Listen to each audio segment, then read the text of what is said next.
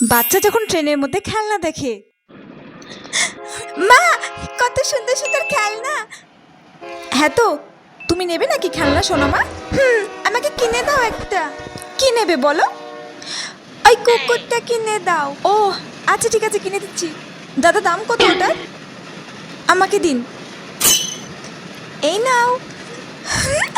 কি সুন্দর কুকুরটা। ও মা এটা ভালো লাগছে না, তুমি আমাকে ওই হলুদ রঙের হাঁসটা কিনে দাও।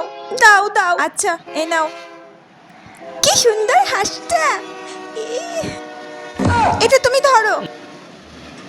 ওই খরগোশটা কিনে দাও না আমাকে। ও মা কিনে দাও না মা। কি সুন্দর খরগোশটা, কি ভালো।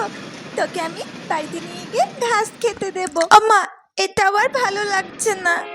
দে আমাকে। শুধু খেলনা না,